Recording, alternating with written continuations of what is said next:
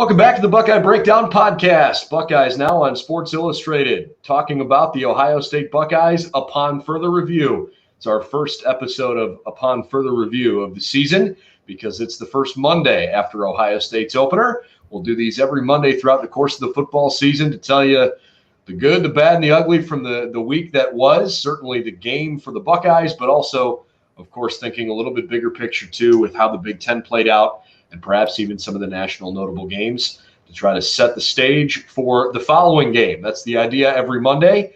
And boy, is the following game this week going to be a big one. We'll talk plenty of Oregon throughout the course of the week, but today I think is the appropriate time to put a bow on what happened this past weekend. I'm Brendan Gulick along with Brett Hiltbrand. Brett, it was a long weekend, not just because it was a holiday weekend, but because the Buckeyes played on Thursday night. Certainly grateful for a good weekend of football. We had some incredible matchups around the country. And I guess it's all that much more enjoyable when Ohio State opens with a win. Yeah, you like we said, if you happen to watch, or listen to the podcast that we did directly after the game, I felt like it checked every box that you would have wanted to see if you're a fan. And I think it also checked every single box that Ryan Day and that coaching staff wanted to see as well. And I think it did the job in a single game that you would expect a more typical Ohio State season over the first maybe two games to do. So I think this entire squad essentially kind of learned what they needed to learn over the course of one game in half the time that it normally would over the course of a typical season. So it's I think that's an extra good thing. You do that, it's half the snaps, less toll on your body, and ready or not, here you come. You have a legit, top 15 team coming up next. And that top 15 team is going to get a little bit stronger and maybe a little bit weaker in certain areas on the defense. I know it might sound silly to say, but they could have very different looking personnel in Oregon this weekend with two defensive backs that were suspended last week that will not be suspended for this week. And the word out of Oregon today is that Kayvon Thibodeau is dealing with an injury that is day-to-day. I don't know how true that is. He was in a boot on the sideline in street clothes against Fresno State in the second half last week, but I'm certain they're not going to tip their hand if they don't need to. So I'm sure the Buckeyes are anticipating that he'll play, and they'll figure out if he is not available. Looking backwards here, Ohio State, maybe let's start with the good things, right? Good, the bad, and the ugly. Let's start on a good note. C.J. Stroud, incredibly poised in the second half. I thought there were times where he looked not necessarily nervous in the first half. I thought he was prepared, but just some rust. I mean, the guy hasn't played football in a real game in live action in 2 years, and I thought there were a few plays where it kind of looked like it. But as we've alluded to in the past, the play calling I thought in the first half was more to get him comfortable. And in the second half, Ryan Day said, all right, let's start swinging and get after it. And Stroud threw for 294 and 4 touchdowns by the end of the night. He wins Freshman of the Week honors in the Big Ten. It wasn't perfect by any stretch, but promising, I think. Yeah, and I also think too that there was almost a tentativeness a little bit with that play calling in the first half that I think led to some uncharacteristic situational football kind of scenarios that I don't think Ohio State would see a whole lot or would have expected to see a whole lot in a game like that. It's very obvious that I think the training wheels came off a little bit in those final two quarters, but I also think it helped to see a little bit of what Minnesota was trying to do defensively, both pre-snap and then a little bit with some of the kind of back end, top end structures with what the secondary was doing, and then that led directly to an adjustment of trying to get receivers open with delayed routes down the field in a kind of a crossing pattern, stretching across the field east-west, and that led directly to several big plays that, all in all, as long as the protection is good, is actually a pretty easy throw for a quarterback. And then once he made that first one, the floodgates opened, I think, and the confidence was really about as high as it could possibly be for CJ Stroud and company. And no issue at all with Luke Whippler at center. Thought he played fine. There were a couple of snaps that were meh, but not a huge deal. There were no fumbles because of it. So, you get away with it. It's okay. It's Luke's first start as well. But filling in for Harry Miller, who was not available, I thought Luke did an admirable job. First chance to see Thayer Munford at left guard. He was as good as he was at tackle last year. Not a huge surprise there, but it was a great week for the offensive line when you don't have a single sack. You don't have a ton of pressure on Stroud. And, frankly, there weren't very many negative plays at all throughout the course of the entire game. I mean, the offensive line did its job. Now, Minnesota's defensive line is not going to be the most talented they see, but I didn't think they stunk. They were fine. They were a good, formidable opponent. And I thought they did a really good job, especially in the run game. If you're always working ahead of the chains, you're going to give yourself a chance. And then it helps, obviously, when you bust off big runs like what Mayan Williams did or, Travion's screen pass for a touchdown. But to me, it begs the question, have we seen – I don't want to say the last of Master Teague, but do you think we've seen the last of him in a featured prominent role because of what we saw from Mayan Williams and what Travion Henderson flashed? No, I really don't, and in fact, quite the opposite. I think we'll see a little bit of what we saw in this past game. I think that running back by committee, once you get the first series, another guy gets the second series, third series, and then in the second half, it kind of goes by who might the hot hand be in that specific game. Jim Tressel always used to say, he was very proud of this saying, which always made it funnier, but he was always just say when it came to running backs, you needed a pair and a spare to really make the season go, just simply because of the pounding that those guys take. Now, obviously, that's a different era of football as far as the amount of carries that like a Jim Tressel running back would get compared to, say, a Ryan Day running back. But I think the sentiment still applies that the more depth you have at that position, the better. And I think if you were just after a single game sample size, if you were to very, very much kind of reorder and then solidify the depth chart, I think that would be a mistake at running back. I really do. I think that they're going to need all those guys, certainly. And I think in general at running back, I think everybody who got in showed the promise and the ability that they have. And I think, different situations, different personnel, different opponents will dictate a lot about who gets in the game, especially late on in those second quarter, the second half of those final two quarters. I agree that we're still going to see that group in general because I think there's a lot of talent there and they want to give those guys opportunities to shine.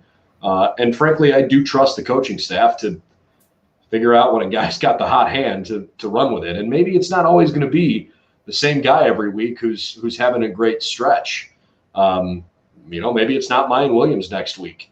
But I was encouraged certainly by what I saw out of that room. But I would expect that Mayan Williams had proven enough to earn the start against the Oregon Ducks. By the way, if you have questions or comments you want to throw our way, we certainly appreciate that. Thanks for listening after the fact, but also thanks for listening and watching live. We want to interact with you and make this interactive. So please feel free to drop in as Where Goes One has just done. All went well when Day started to open up the offense. CJ played well, all things considered, and he followed up with Master will be a situational back, goal line, and short yardage. That, to me, is where I think he has the most value because Master Teague is definitely physical. He has proven his worth for sure in this league throughout his career. I just think there's some limitations there. He doesn't have top-end speed the way we have seen with Mayan or saw with Travion. So I think there's places to use Master and certainly inside the 10-yard line is one of them. Yeah, so let me as I often do, let me kind of make the point by telling an anecdote. So Master Teague's first year on campus would have been, he's a junior, so this would have been 2019, Okay. or 2020 or 2018. So that spring game, his first spring game ever. Master gets in, and I think he was playing for Scarlet back then. So they're doing goal line situational stuff, 2 tight ends, extra offensive linemen, goal line heavy package type plays. Master gets in at running back, and I think they were going against like what would probably equate to like the gray like 2 or 3s group. All right, so these are not like starter type caliber players going up against the Scarlet Ones and Master Teague, who obviously was a little bit further down the depth chart at that point. And on the play, which was snapped right around let's say like the 2 or the 3 yard line, a hole that you could literally drive a bus through opens up, and Master Teague just kind of jogs through it and essentially crosses the goal line, maybe gets like a yard deep into the end zone and then stops. And Urban Meyer snapped, like lost his mind, grabs Master T by the face mask, like it gets like right up in his grill. And we were maybe, we're in the back of the end zone at this point in time shooting the game. And so he's maybe at like the 30, 35 yard line, and we could hear him yelling at Master T. And it was pretty obvious what he was talking to him about, because he kept going like this, like pound that thing in there. Like, you finish that. This is a goal line situation. You are dropping your pad level. You are finishing that run strong. And I don't think I ever watched Master Teague at that point ever again half-ass the final part of a run. Ever. Never saw it again, ever. But it was in that moment that I think it really kind of dawned on him, like, this is, pardon my French here, grown-ass man football. And that you, like, it might be a practice, but this is a situation where you're going all out. We don't the 75% speed stuff doesn't work here at Ohio State, and that has always kind of stuck with me, because essentially it turned off that half speed for Master Teague. So I think that goal line big package situation probably fits him best. But his ball security is also, I think, a big thing that this team really likes, and obviously. We know what he can bring because he has those snaps and those experiences in big game moments. That's an awesome story. I love that. And you're right. I mean, I can't think of any time off the top of my head where, I sat there and thought to myself, gee, was he not running hard? Was he not giving it his all? Right. And finishing a playoff? So, resonates with everybody in a different way, different time, I guess. And again, this is not at all supposed to be a knock against Master Teague. Frankly, I really like the kid. I think he's incredibly mature. I'm impressed by the way, he carries his faith on his sleeve, and it doesn't seem phony. I mean, he just seems like a really good, genuine kind of dude. I just don't want to ignore the overwhelming talent that seems to be in front of us with Mayan Williams and with Travion Henderson. So I think that's why I want to bring that up. Yeah, and he's very obviously the leader of that group, I think. Sure. And that's a good thing going forward for everybody in that room.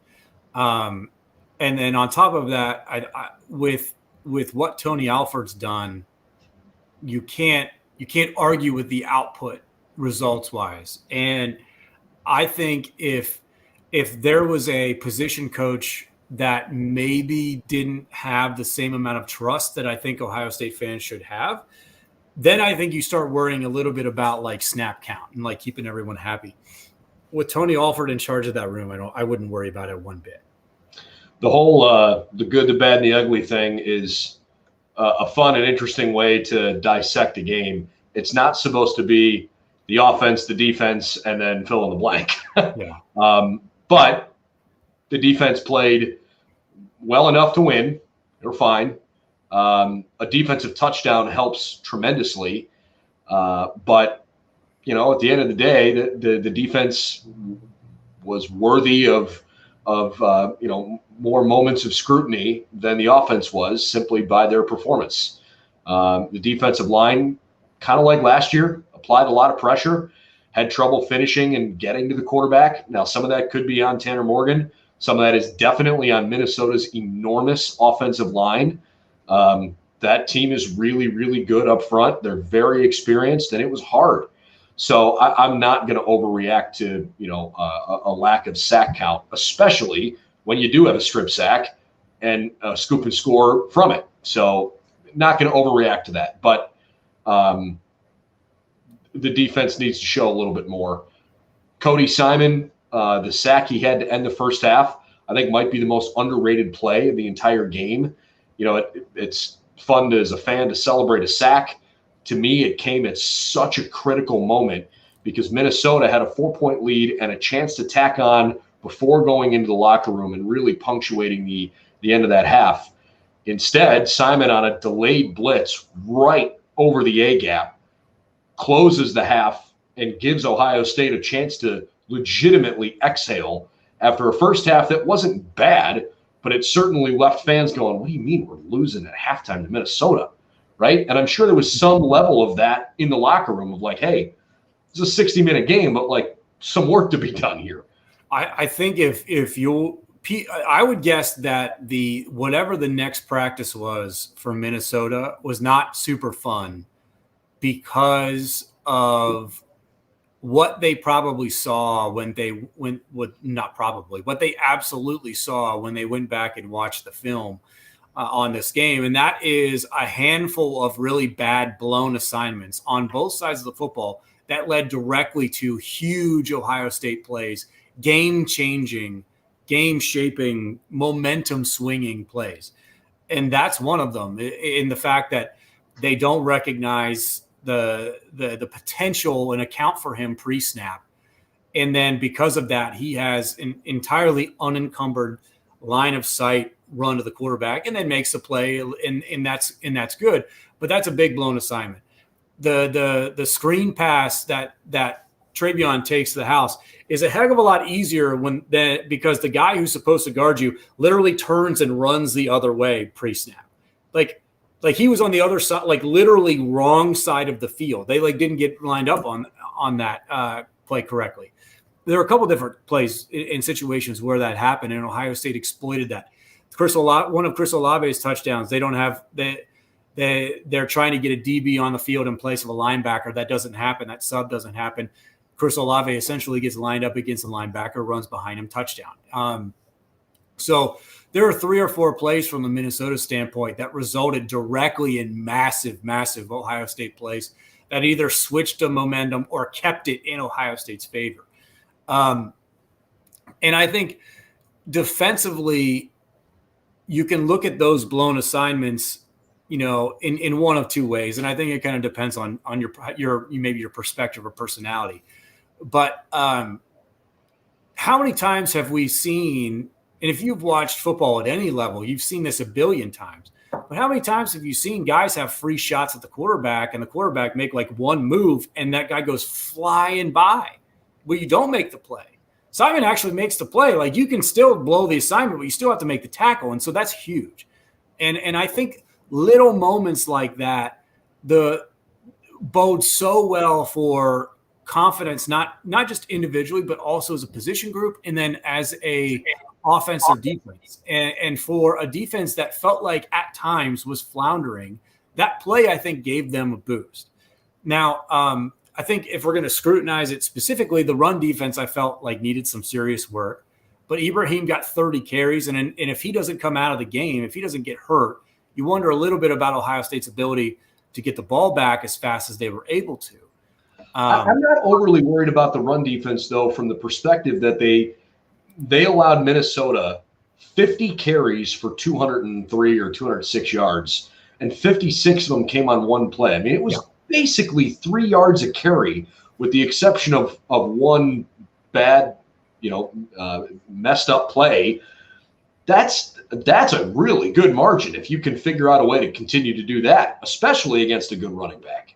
Totally, and I think that it's more of a I think that's a good kind of teaching moment too. That you can keep the guy bottled up for 29 of the 30 snaps. But if you blow it on that one snap and that guy goes for a touchdown, you can lose a game that. And I think that is an important reminder that to these guys that you have to stay switched on and focused and prepared for every single play, no matter the down distance or situation. And so I agree. I would not come even close to the word concerned with Ohio State's defensive performance on the run side of things. I would guess passing game, the yards per completion or attempt had to be under 10 easy. So all in all, I think you checked every box. As we said earlier, on that side of the football, you just didn't maybe get the ball as much in that first half, and then in the second half, you scored basically whatever you wanted. So yeah, it was fine. I think all told, it was fine outside of a couple moments that I think better teams exploit both in the short term and over the entire landscape of a game. That probably would create more problems for Ohio State. For example, like if that happens against Oregon, a couple of those blown assignments or missed tackles happen against Oregon, you might have a bit of a problem. But the Buckeyes scored 35 second-half points. Obviously, one of them was a defensive touchdown. So call it 4 offensive touchdowns in 22 plays they ran in the second half. Is that any good? That's a pretty darn good ratio. Nothing wrong with that. Kind of hit the good and the bad here. I guess maybe the ugly has a little bit of an asterisk because I don't think it's that ugly, but the low points of the game, for me, extremely frustrating roughing the passer penalty on Dallas Gant. He's a better player than that, and he's got to know better than, even in a non-egregious hit, you can't go high on the quarterback ever. It's inexcusable. And further punctuating that, it wiped out what was a huge interception on a day where Buckeyes needed a takeaway. So that can't happen. That's not good. And then look, in the secondary, I think we hit on this a little bit earlier in the sort of the instant analysis from the game, but it's college football is a hard game to be a defender and to do your job really well. And I don't think, after digesting it a little bit here and trying to be fair and objective, I don't think the secondary played like a liability. I don't think they were so bad that you sit there and go, oh, geez, Minnesota's got the ball. No way we're keeping them out of the end zone. They weren't that bad. Denzel Burke had some really good moments, 3 good pass breakups, but the one that stands out in my head is the foul in the end zone. You can't do that. And it moved the ball to like the 3-yard line, and Ibrahim scored, 2-3 plays later, whatever it was, from a couple yards out. So I think any coach at any level of football is going to tell you that penalties are inexcusable and that turnovers are going to kill you. And those are the big things that stand out to me is in terms of the uglies from the game. Yeah, 5 penalties for 48 yards in that one turnover. For the Buckeyes in this game. The Dallas Gant play was kind of weird, right? I think it was almost like the ball was so far gone. And in a lot of ways, I'm not even sure how much he influenced the throw in a pretty drastic way. That was such an outlier play for me, and overall he played really well. Probably had 7-8 tackles, I would guess. He was definitely up there, certainly in the top 5 as far as total tackles are concerned. Hyper highlights who just dropped in says secondary's young, they will improve. Denzel Burke is going to be a stud. I think the first part there is really the key, right? That in certain spots they are absolutely young. But I would highlight a little bit of some of the situational football and trying to recognize a little bit as to what they're asking of the secondary. Cover 3 having a bunch of late bail on the opposite side, DB, which is good because it kind of keeps everything in front of you. But if that happens, you have to tackle a little bit better. But in general, I thought it was fine. To me, it was more of a macro intangible thing, right? That because this team faced a little bit of adversity in this game, going down and then requiring it on the road. Brendan, you and I texted during the game a little bit about the lack of juice in the stadium when it felt like maybe Minnesota was still in the game. But the atmosphere was still pretty solid. And I think that in a lot of ways is maybe the biggest thing you take away from this game. In the ugly sense is that that was probably about as bad as Ohio State could play for the most part, I think, and against that quality of an opponent. And you come away with a pretty dominant second half effort, and you really showcase defensively what can happen when you make teams pass the ball and have to drop back, and understand that there is a pretty massive and really talented pass rush that will come at you. And if you're really not careful, they'll score touchdowns on you. Two things. One, I want to address this comment from Hummus Hero. Do we have an update on the status of Josh Proctor? No, we don't. Really hoping to tomorrow. Ryan Day's media availability with the team, or I should say with the with the press, is at noon tomorrow. And I am quite certain he's going to be asked about that. Maybe he'll even address it before he gets the question, but there's no way that question's not going to come up. If Josh is healthy, he's probably the starting safety there, but I'm not sure. I'm not sure. I don't want to give you an answer that we don't know yet. So check back in with us here on that if you don't hear it sooner than later. I came across a really interesting stat that I think will help everybody exhale a little bit if you are concerned about the secondary. Ohio State all time is 343 wins, 1 loss, and 1 tie when scoring at least 35 points. That is ridiculous. The only game they lost was to Clemson in the Orange Bowl back, I think it was 2014 or 15, whatever it was, off the top of my head. Only time they've ever lost when scoring at least 35 points. The last couple of years, the Buckeyes have averaged more than 40 points a game. So, does that address the elephant in the room of you're trying to win a national championship? You're not trying to win the Big Ten every year. Maybe that doesn't perfectly address that. But if the Buckeyes offensively can continue to perform at this exceptionally high level that we're used to seeing and that we saw again this past weekend, if they can continue to do that, their own history suggests that they can outscore their mistakes and win pretty much every single time they do it and give themselves a chance to compete for a national championship. The goals in this program are simple. Win the Big Ten, get to Indianapolis, win that game, beat Michigan, win the national championship.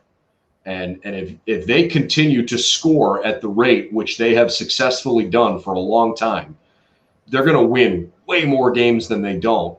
And in a league where right now they are absolutely king of the castle, the secondary's got time to improve, because it's not a, hey, you group of players are holding us back as a team.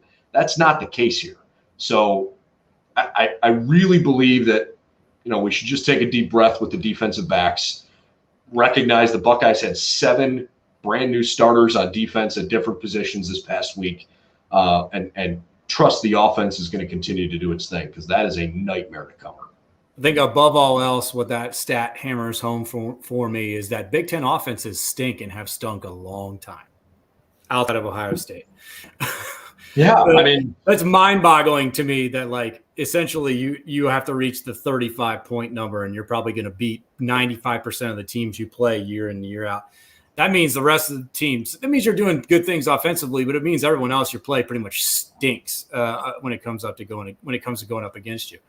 And I think that molds or marries perfectly with what you're saying about the idea that because everything looks to be as expected on that side of the football offensively, knowing that that there will be more often than not, more likely than not, a significant number of points scored on that side of the football. I think it eases some of the burden pressures and anxieties that maybe some of these defensive players have, knowing that they don't necessarily have to be perfect in order for the team to win. And I think that's that in large part, I think is kind of the core tenets of the difference between an elite football program and a good one, right? Knowing that because you have other players and other situations that can cover up maybe some weaknesses, that's the mark of a complete team, right? And so, if you're a fan and you watch that game and you're anxious about what the secondary is looking like, I would point to the fact that your quarterback basically threw a touchdown at will when it mattered and when the pressure was on in the second half. So it's one of those things too that I think as the secondary gets more confident, gets better, gets more efficient, that only makes everyone else on the defensive side of the football better. That frees up linebackers. That lets the defensive line be able to pin their ears back and be a little bit more complex, not have to worry a little bit more about gap contain and try and be a little bit more explosive off the snap. It only makes things better. That improvement is only a net positive, and that's a huge thing for Ohio State. Buckeye Breakdown streaming live on all of our social media platforms, Facebook, Twitter, and on YouTube. A good chunk of you guys watching at home are doing so on YouTube. If you're not subscribed to our channel, we really hope you'll consider that. It would really help us out. And we do this kind of stuff 4 or 5 days a week. We want to have you involved in the show. We've answered some questions. We'll continue to do that. But we'd really appreciate your support if you'd subscribe to our channel. I think maybe we've done justice to looking back on the Minnesota game now. And so why don't we turn our attention toward the other big games in a huge opening weekend in college football that has serious college football playoff implications all across the country. Maybe it's appropriate just because they are the defending national champions. And we've talked about the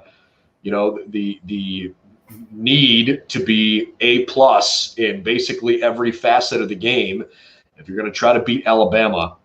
So let me get this straight, Brett. Alabama loses its quarterback, its running back, its Heisman Trophy winner at wide receiver, and another receiver, a few offensive linemen, several stars defensively, many of them first-round draft picks, and they went out there and embarrassed Miami. And I'm not talking about a bad Miami team.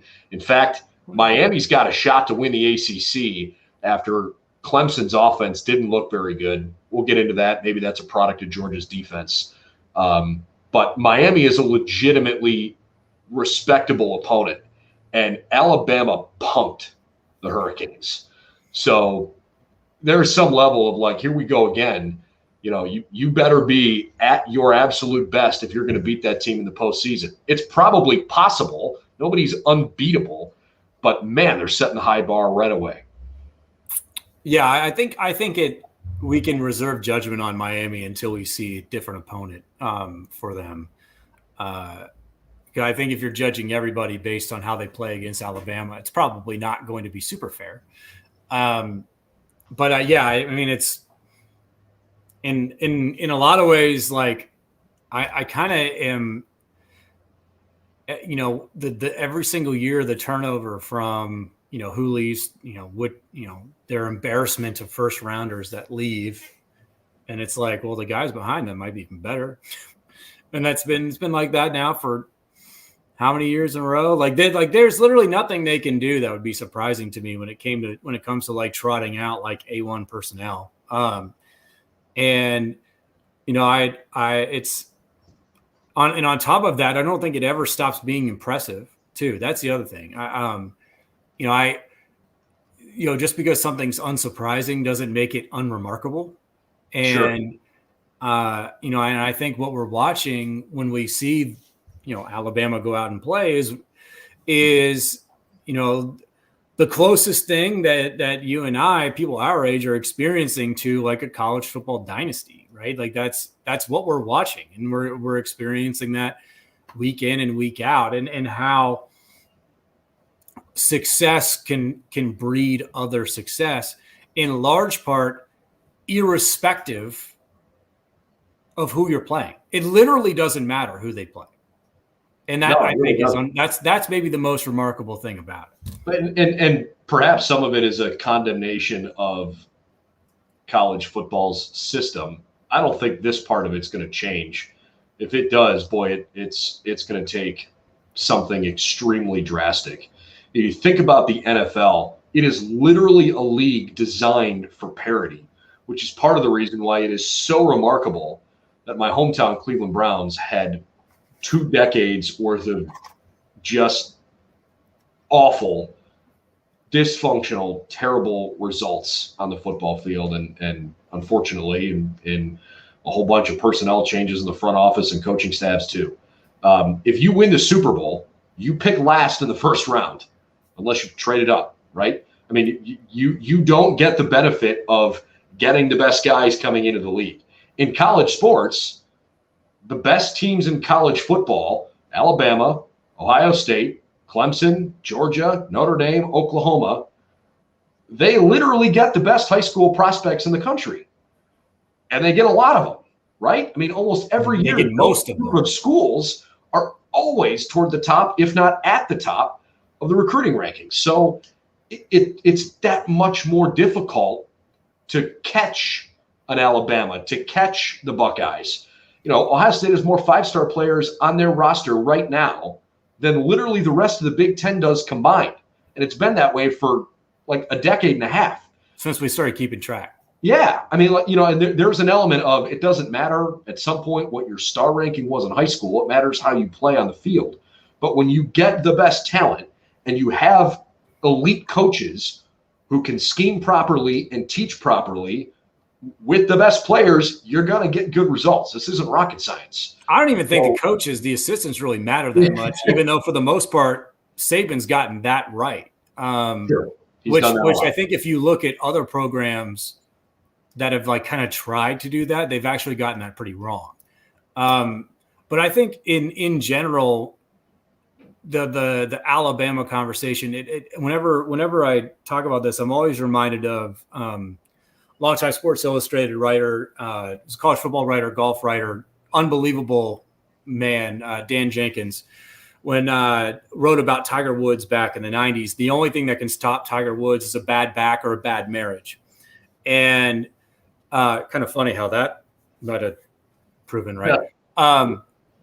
But the two of them didn't really like each other for a lot of reasons. But anyway, I think the idea, if you kind of apply kind of the macro level kind of context or idea behind that sentence to Alabama, it fits, especially now that in many ways, the only thing that looks like it could stop Alabama is like an NCAA violation situation, right? Like given the trendiness that kind of college football recruiting has turned into, and that, you know, the rich seem to get richer because all of the kids like to be associated with that, and your kind of long-term, traditions and all of that matter less and less and less. There's no stopping that freight train. That toothpaste is out of the tube, and it is not going back unless they screw it up themselves. Well, and I don't want to cut you off, but especially with where life is now with the name, image, and likeness, and with programs like Alabama and Ohio State, Clemson, Georgia, you name it, with those programs having already risen to the top, it would take something so egregiously stupid and probably wildly unnecessary to commit a violation to get caught, because the success of your program recruits itself, doesn't it? I mean, yeah. To me, that, like, what school at the top of anybody's list would really need to go do something that is illegal in recruiting to convince a guy to come in? It's a matter of, do you like the culture, do you like the scheme, and do you like who your teammates are at that point? Because I think you're able to play at any place that you want. Yeah, the two big potential problems that could happen, that could like really damage these programs or brands, would be to have an NCAA situation or an assistant coach that does something like hella illegal, sure. that kind of turns into like a major scandal, right? And there's like a kind of a radioactiveness kind of zeitgeist that applies then to the program for a little while, and then people maybe avoid it. And I really just don't see either one of those scenarios happening. And I think too, right? Like, I think it's like if we're talking about the teams and the programs that are kind of in that like kind of atmosphere or tier, the gap between them and everyone else is widening. Yeah. Year after year after year. And I think that if we want to have like a longer, like bigger, kind of broader conversation, that is actually maybe not super great for the health of and long-term success of college football. But like right now we're talking about like 3 3/4 programs here, right? We're talking about Bama, Clemson, Ohio State, and kinda Georgia, right? Like those are like, I think Georgia ebbs and flows a little bit. Where I think in some years they're in it, some years they're not. And Georgia's like a national championship away from being in it forever. And I think like with what we saw them do, with what we saw their defense do to Clemson, like you can't sit there and go, you know what, that might actually be a very tangible possibility. But like it's a self-fulfilling thing right now, and get on board. The train's not stopping anytime soon. I don't want to go too deep down the recruiting rabbit hole here, and I think we should, maybe talk about Clemson because we've hit them a little bit. So, Clemson is in a brutal spot right now. Frankly, if there's a version of college football hell, they might be living in it. Right? They are good enough to beat just about anybody in the country. They should run train on their league, especially because of their schedule. And Where Goes One pointed this out. He thinks they're out of the playoffs because they don't have any, ranked teams left on their schedule. They don't play North Carolina, who obviously had a total clunker of an opening game. And they don't play Miami. They've got Florida State, who against Notre Dame proved to be a worthy opponent for sure. And obviously what Mackenzie Milton did in the situation around his career, holy smokes. I mean, that is unbelievably impressive. But I think Clemson, in some ways, this season, I'm not talking about as a program. Obviously, they're not living in college football hell as a program. But this season right now, they literally lost their opening game. Their offense never looked good against a very good defense for sure. But what wins are they going to accumulate to impress a college football playoff committee? Like their national championship hopes, I think are basically Zippo. Like I don't know how they get in right now. To me, to have a team that you think is good enough to lose on the opening weekend and then basically not have a chance, a realistic chance to dig out of that hole, to me, that's the worst. Like that would suck. Who's the fourth? Who's the fourth team that gets in? Because it's not Notre Dame. Notre Dame's not. No way. That's not happening. I think. I mean, who's that? Like to me, like the converse. If you're going to have like the overall conversation, you have to pick who takes the spot. And if from what I saw this weekend, we're talking about the 3 that are getting in right now are Ohio State, Alabama, and Georgia. Who's the fourth team? It's like.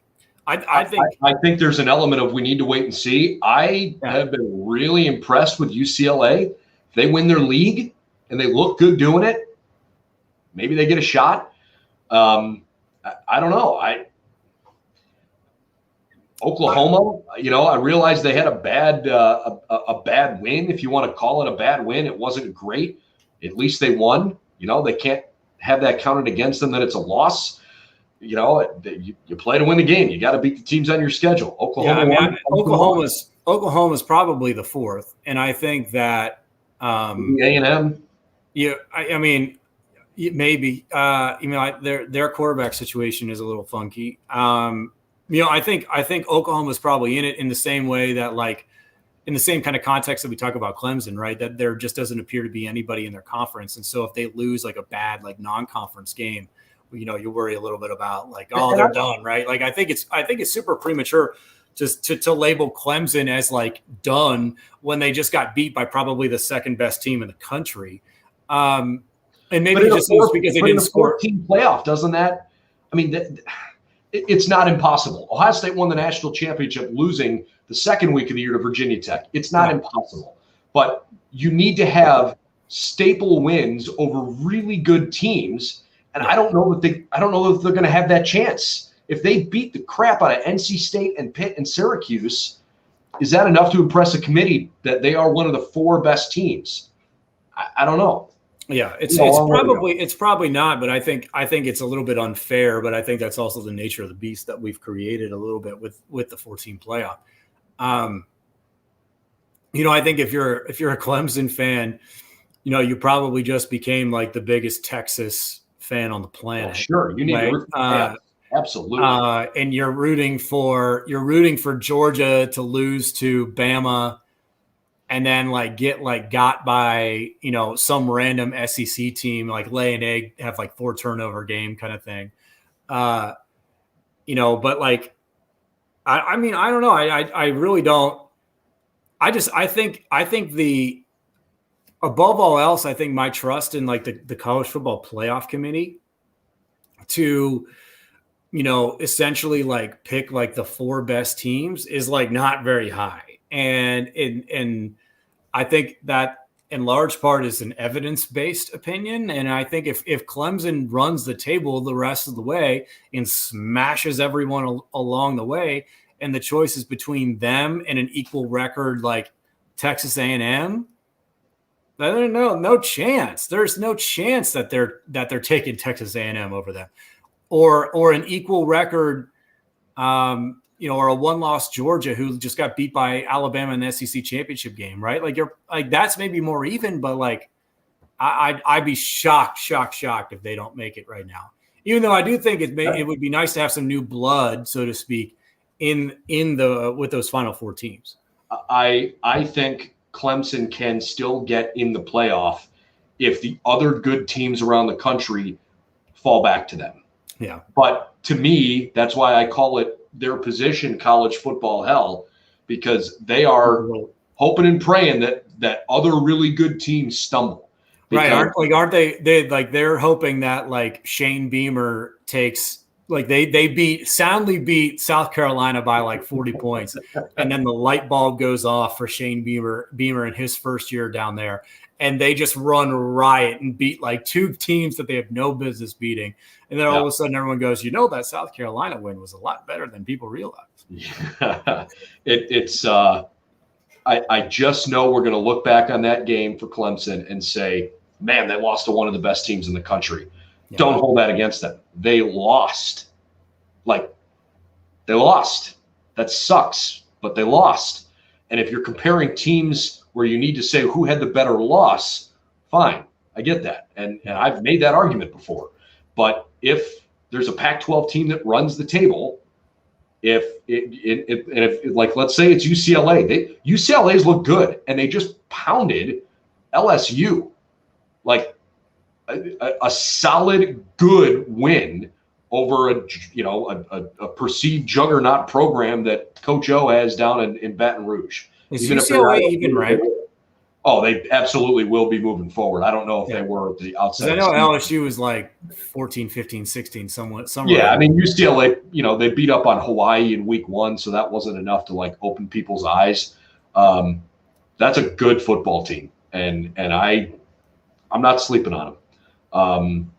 I think they got a decent shot to win that league, and who knows? If you're undefeated and you win your league, I've always said you deserve a chance to play for a national championship. I realize we don't live in a system that guarantees that, but I think it should exist. I will continue to sleep on the Pac-12 until proven otherwise. And that's totally fair, because Ohio State's upcoming opponent, when they last played Oregon, they handled the Pac-12 champions and their vaunted offense with relative ease. So I totally understand that perspective too. Other games, maybe a little closer to home, around the Big Ten. Wow, what a snooze fest in the first half between Penn State and Wisconsin.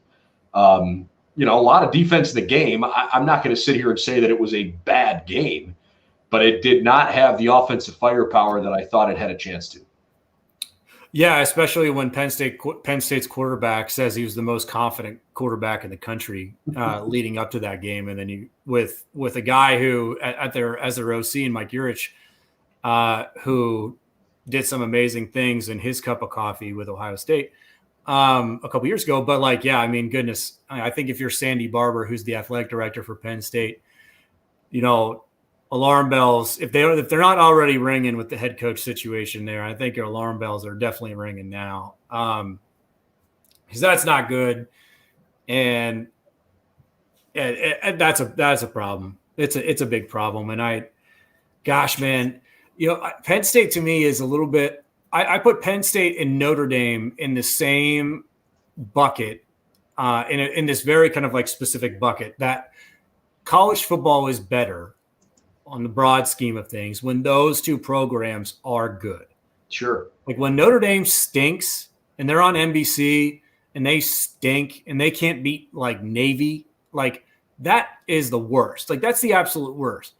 Well, when Penn State's not good, like that just, I feel like then the rest of the country goes, oh, look at the Big Ten, they stink again, because Penn State, which is supposed to be, because they have this loudmouth, brash coach and this incredible, graphics video team that pumps out all of these like really amazing stuff, and then they get out on the field. A good, loud, brash fan base. Yeah, that it's like it's a problem, right? And so, that game and that whole output and James Franklin late game situation blowing that in some ways, like again, it was like goodness gracious, like. I mean, at least they won, but they won, but like you won like in the ugliest, nastiest, worst way possible in some ways, and like I don't think that's like an issue. That's a problem for me, because I want Penn State to be better. You know what I'm saying? Like I want Penn State to be outward, forward facing, flashy, good, Trace McSorley cocky. And that's what I thought we would see, and we didn't see that. I mean, they're the only program in the last 5, 6, 7 years that has consistently given the Buckeyes trouble. It's the last time Ohio State lost in the division was Penn State 5 seasons ago. It's more fun when you look at that game and you're a Buckeye fan and you kind of have a big lump in your throat, because that's going to be a real dogfight. I agree with you, and give them a little time before they can figure it out when they come to Columbus. But I was not inspired by what I saw from Penn State. Wasn't particularly inspired from what I saw from Wisconsin either. And worse, honestly. Even worse, which is saying something. And considering the awful news that was solidified today, that Minnesota running back Mo Ibrahim is done for the year with a quote-unquote lower leg injury. He's having surgery tomorrow. And I feel so bad for that kid, because all reports are that he is just the best kind of kid. He issued a tweet earlier this morning that was very perspective-driven. I wish him well. I hate seeing guys get hurt. Nobody wants to see that. That's not fun. But with Wisconsin not performing well, with Minnesota losing their best player, with Northwestern looking like hot garbage, is this Iowa's division to lose? Because Iowa looked good. I realize the final score might have been a little bit wider because of 2 pick sixes, but Iowa looked legit, and I think they got a chance to really prove themselves nationally if they can handle Iowa State, who's supposed to be a legit top 10 team in the country. Yeah, I'm always if you read our predictions, leading up into this week, when given the opportunity to make a Kirk Ferentz joke, I probably will take it. I for those of you who know me and over the last couple of years have known that I've referred to him as DB Cooper, and if you know who DB Cooper is, you're laughing. If you don't, let me fill you in. So DB Cooper is this kind of mythic guy that we don't actually know who he is, but he hijacked a plane, I think, in the 70s robbed people of like millions of dollars, and then parachuted out somewhere in the West and got away with it all. And so the joke is for me that like Kirk Ferentz, for the lack of any real tangible success, has somehow gotten millions and millions and millions of dollars in contract renewal after contract extension after contract extension with Iowa without ever actually having achieved anything of note, which is mind-boggling to me and feels a little bit like highway robbery. Going at Iowa State, I think, is hard, especially. Ames is an awesome college town, and if you have the opportunity to get out there and check out a game, I would highly encourage it. It is super, super fun. That's an excellent football team with a head coach who I think is a top 10 coach in the country, if not even higher. If they take care of business there, yeah, it's time to take them seriously for sure. In the context of, on their best day, can they provide a shot and a challenge to, Ohio State? I think the answer is probably yes. But for me, the larger point in that game is I don't know if I've ever seen a worse first step for a program or team that had been hyped so much coming into the season than what Indiana did in that game. Oh my goodness gracious, was that a dumpster fire?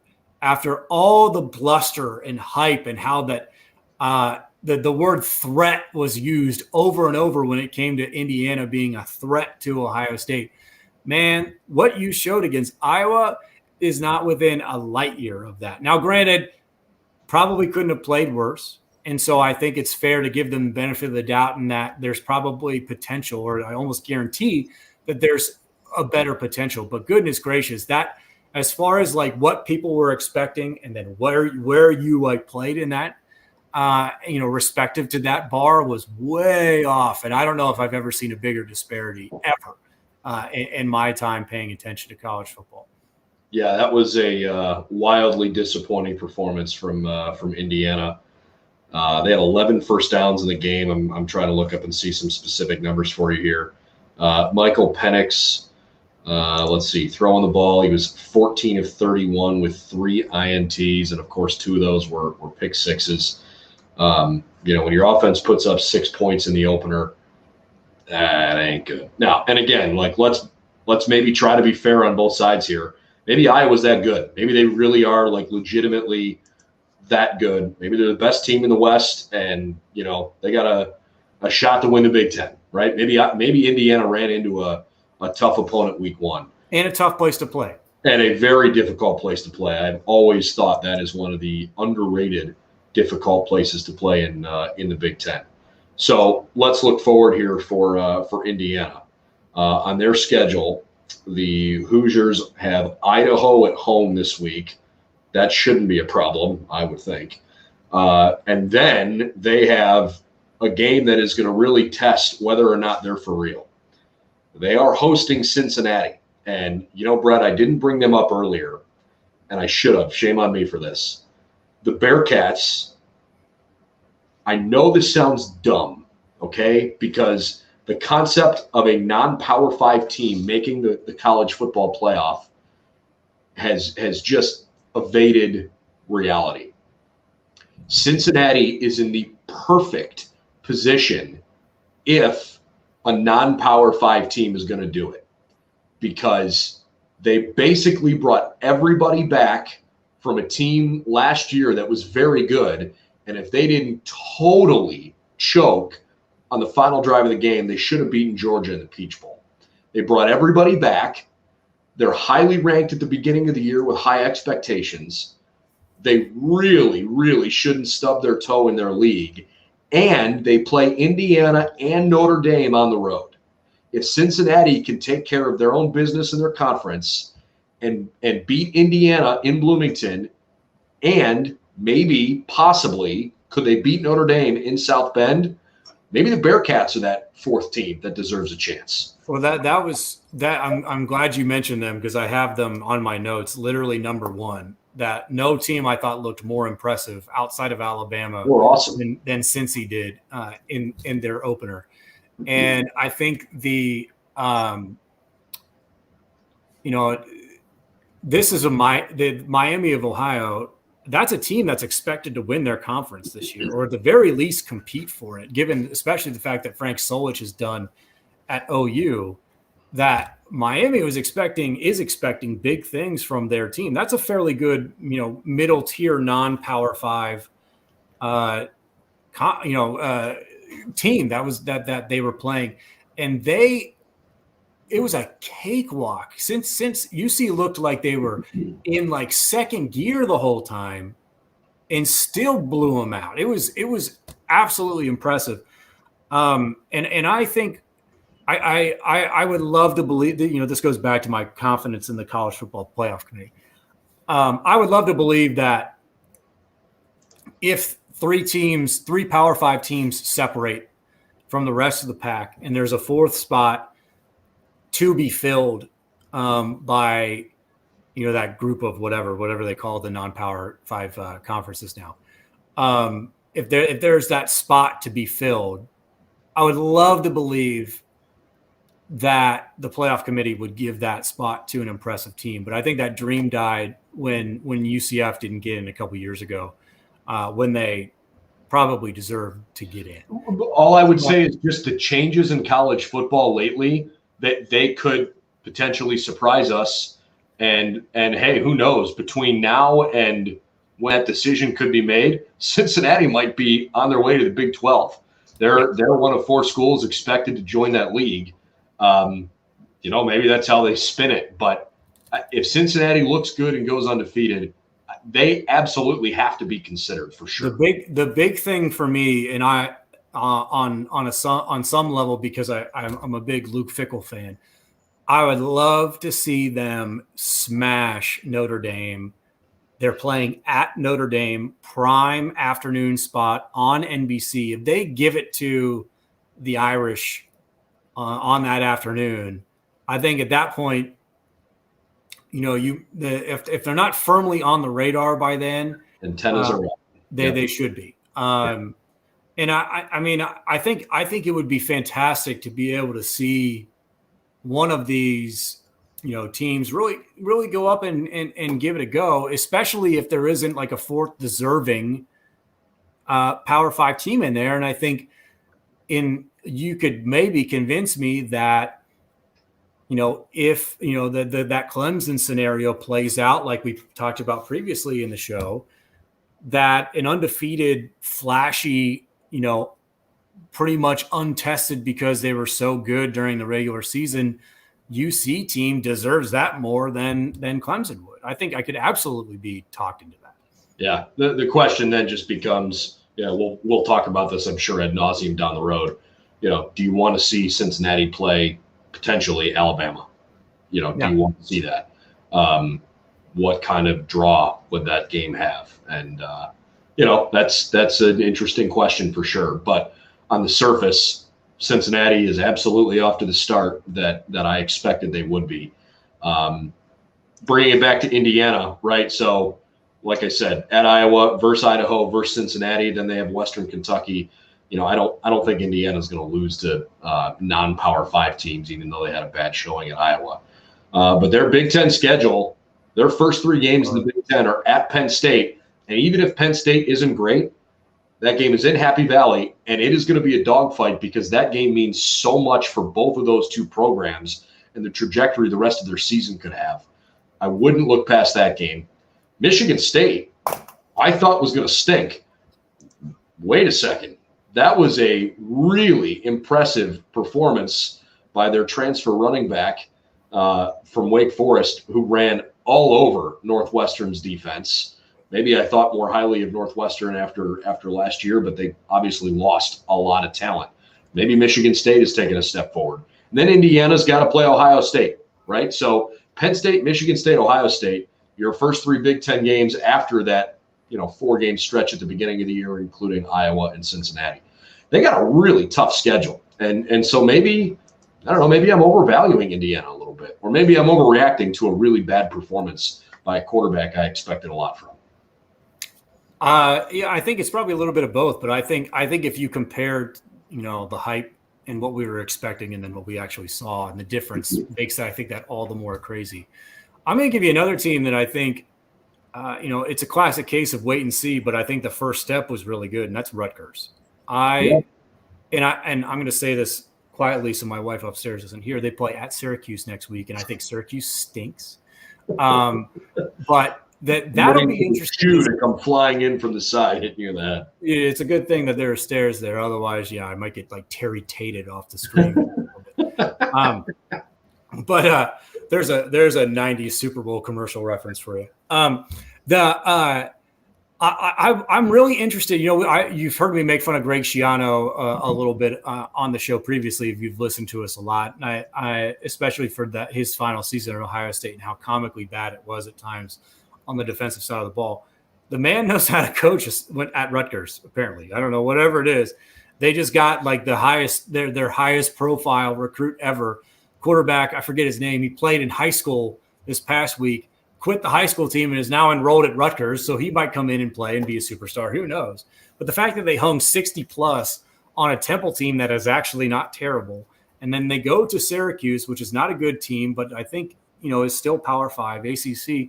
They go and blow them out. You just have to start wondering a little bit what that East looks like, a little bit specific to what then Rutgers does to the rest of the Big Ten. They go to Michigan, I think, end of the month. They play Ohio State, I think, the week after that. You have to wonder a little bit. I think this is a fair comment. We are talking about teams early on in the year, and you've got a very small sample size because it's one game. You get to see somebody for the first time finally and try to project off of something you've seen rather than something that you're just hearing about in practice. And David Anthony brings up a really good point. He said, let's not make assumptions with teams playing their first games of the season. We'll see in Michigan State if they're any good when they play their non-conference game against Miami. Absolutely. I am no stretch sitting here saying that Michigan State is all of a sudden a world beater. I am saying that they looked like an entirely different football program than they did a year ago when, frankly, I will never, ever say that a team threw in the towel or that they quit or waved the white flag or whatever. But there were a few moments last year where it was so bad at Michigan State that I wondered, like, man, are they losing interest in this? Like, tough season, COVID, bad circumstances, and an awful product this year. So from my perspective, watching Michigan State and watching Walker run all over a team that has played for the Big Ten championship 2 of the last 3 years, I looked at Michigan State and said, wow, okay, you have my attention. They got strengths. They did it super seriously, but a good start. And they did it on the road, which I think is a factor. For the record, David, I will always be team wild speculation. So the idea of your captain wild speculation, no doubt. But like the idea of like not making any assumptions, I think is that's what we're going to do a little bit. But I think in large part maybe we look at that game through the lens through two specific lenses with how bad Michigan State was a year ago. And then two, I think with what we, expect from Northwestern, right? And like Pat Fitzgerald just got another contract and then they come out and they do that. Like it was funky kind of a little bit, but I'm a new team. I get it. Give it a little time, but yeah, it was not a great first game for Northwestern at all. For sure. And so I'm really interested to see kind of how the, I think it would not shock me to see kind of Northwestern have kind of that second half surge that it always seems like they always do. And that Pat Fitzgerald teams kind of grow into the season and they take some time to marinate a little bit and then they kind of peak at the right time. But man, that was not a good first showing. And on the flip side, for Sparty, that was exactly what you wanted to see. Goodness gracious, that was about as picture perfect as you could maybe want or expect. the vast majority of our live audience here is with us on YouTube, but just another plug here. If you're following us on YouTube, we really appreciate that. And please subscribe for more content like this. We do this literally 4 or 5 days a week, and we give you a lot of the latest news and info about the program. But we also have plenty of stuff to tell you about on Facebook and on Twitter and BuckeyesNow.com as well, all the places you can find us. And you can certainly listen to this podcast after the fact. But we're glad to have you with us live. The other big game around the country that we haven't talked about that at least we made a game prediction on the website was last night, Notre Dame and Florida State. I had written that I expected the game to be a really emotional game because of honoring Bobby Bowden, and I just thought that, regardless of what Florida State had from a talent perspective, you're at home in an environment where you're playing a gigantic national brand in Notre Dame, and they were going to give it a really good shot. And I was not wildly impressed with Notre Dame's offensive line. I'm sure that's a product of losing a couple guys in the draft. But I did think Jack Cohn played pretty well. I think Notre Dame looked good. I don't know if they looked great, but I thought they looked good. And I also think Florida State has taken a step forward because they competed really hard last night. That's a program that's so much more fun when the ACC, you start looking around who's good and who isn't. I would rather see Florida State be a good team. So good opening performances from both teams, not perfect by any stretch. Notre Dame, snuck away with a win, and frankly, I think they were maybe a bit lucky to do so. Florida State totally belongs in the bucket along with Penn State and Notre Dame as far as programs. When they're good, college football is better. And so, I wrote in our predictions that Notre Dame are the biggest imposters in college football over the last couple of years. And when I turned on the game, I heard whoever the color announcer was for the game said that the results from the last couple of years were startlingly excellent, which I immediately did like the eyebrow arch and maybe politely agree to disagree there. But yeah, I think, you want them to be good. I think it's good for everyone. I think when they play, they will always play high profile games. That's just the nature of the program. I could still make the argument that they're the most popular college football program in the country. And I might be right. But above all else, it was a very typical Florida State Notre Dame game, right? Where you either get a blowout or an all-time great, a classic matchup. And we got the classic. Mackenzie Milton said after the game that, no excuses, no moral victories. There are no lessons to be learned. We just have to execute better. And I thought that was like, talk about a guy who had, a whole lot of perspective force fed down his throat with all the injuries and everything, all the adversity that he's had to deal with. The fact that he's able to have that kind of humility and self-awareness after a game like that is a pretty special thing. But yeah, in hyper highlights, totally agree. College football is more fun when Florida State's good. It's great to see them take a step forward. Their coach, I think, is finally the right guy after missing a couple times, and hopefully, it bodes well for them going forward. David says, thoughts on Oklahoma after their game against Tulane. Do you guys think their defense will fail them, or do you buy the hype that they will be competing for the national championship in January? I want to see more from their defense before I tell you that I think they would fail them or not. I can't avoid the buying the hype component for one very specific reason. I think Spencer Rattler's really, really good. I don't know if he's going to win the Heisman, but I think he's legit. And if you have a legit quarterback paired with a really well-proven offensive mind in Lincoln Riley, some would argue the best in the country, they're going to win a lot of games, right? It's not hype. Yeah, calling it hype is wrong. I think that's inaccurate. I think by the pedigree and what we've seen from them over the last couple of years, first of all, Tulane's uniforms, elite uniforms. Very cool. Amen.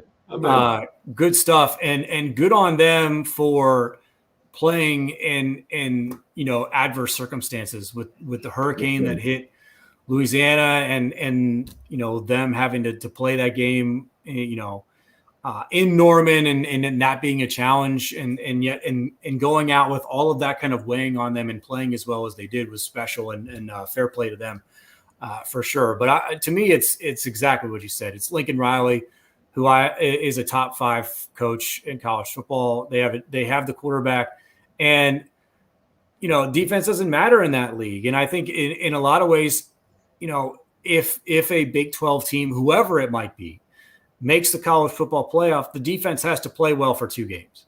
Sure. The other ones don't matter because they're going to score 45 plus. So, who cares? I don't worry about Big 12 defenses, period, point blank. And I don't think you should either. I think we've hit a lot of stuff as it pertains to the week that was, and we have a lot planned for the week that will be. So let's take one more question or comment here relating to week 1, and that comes from Mike Hauser. Got to be able to defend the RPO. Kerry Combs needs to step up. Mike, I agree. In college football, you better be able to defend that because most teams run it, and Minnesota did a good job with it. Kerry Combs, who is in so many ways Mr. Buckeye, the guy loves being a football coach at Ohio State. He has, with the exception of a short stint at Tennessee with the Titans, he has literally coached his entire life, either at the high school or college level in the state of Ohio, and there is nobody that bleeds scarlet and gray more than Kerry Combs does. He's a great recruiter. He is endlessly energetic. He is great for that team and that culture and that environment. But this is a results business for sure. And I think there was a reason why there was some reshuffling in the offseason.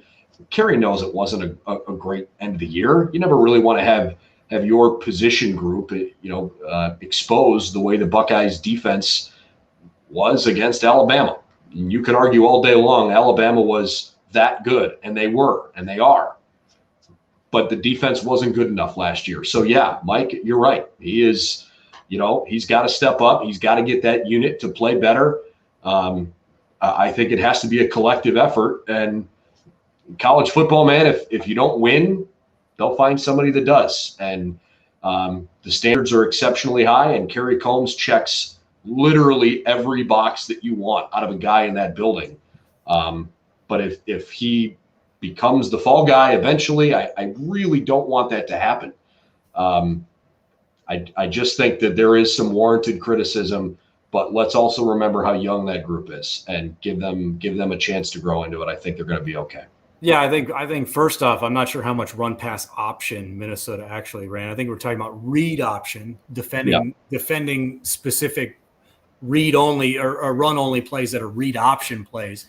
They definitely did run some RPO, but not a ton. But I think in general, I think the context is right that I think the wanting to see that be maybe a little bit more tenacious and a little bit more dominant dynamic, I think is fair. And the lack of negative plays at times, and how it looked like in moments, Ohio State was maybe reacting to the play as opposed to trying to get downhill and make plays at the line of scrimmage or behind it. But yeah, I think in general, I don't even know if I would necessarily go so far as to say that criticism is warranted. I think it's the first game. And I think outside of the catastrophic injury to Ibrahim, I think if he's hurt, Minnesota does some nice things throughout the rest of Big Ten play. Now I wonder a little bit about that and their ability to do that and showcase as the season goes along. But in general, I think they will be better simply just because that's just going to be the natural progression and development of players. And that's what happens when you have young guys and unproven guys in two of your three position groups on defense. All right, that'll wrap up tonight. Again, lots and lots to talk about here this upcoming week with Ohio State's huge matchup against Oregon. It is far and away the most important matchup around college football in terms of big programs playing each other this weekend. In fact, the only other top 25 matchup is one we talked about very briefly, Iowa State. And I'm sure we'll have a prediction on the website for that one later in the week. We didn't even mention Michigan. I don't know, man. I if you don't beat Western Michigan, what are we even talking about? So fine, good performance for sure. McNamara looked pretty good. J.J. McCarthy in his time on the field looked pretty good. They played Western Michigan. I'm not going to get excited about that yet. They play Washington this week. I am certain we will talk a little bit more about Michigan and Washington in a game where Washington's ranked, Michigan isn't, but it's as big a game as Michigan has on their schedule until they play the Buckeyes in November. Plenty to talk about on BuckeyesNow.com. Go ahead. For sure. It's sad, and it's sad because they're not even on my radar, and that's a problem. Yeah, no, I don't want I really don't want to I don't want to have Ohio State and Michigan be a clunker again. I want that game to be competitive, but they need to take some strides forward for sure. So lots to dive in there. Obviously, the big storyline for the week for Oregon is, will Kayvon Thibodeau be healthy enough to play? I'm sure he wants to go. I'm sure Oregon is going to play it as close to the vest as possible, unless there's a 0% chance he's playing. And I don't think there's a 0% chance. So, Ohio State may have to deal with one of the best pass rushers in the country, and we will have lots of questions and answers from coaches and players, I'm sure, on that topic throughout the course of the week. For Brett Hiltbrand, I'm Brendan Gulick. Thanks for tuning in to the Buckeye Breakdown podcast, both after the fact, wherever you like to consume your podcasts, but certainly live as well. Please subscribe to our YouTube channel. Follow us on social media along the way, and we'll see you again real soon.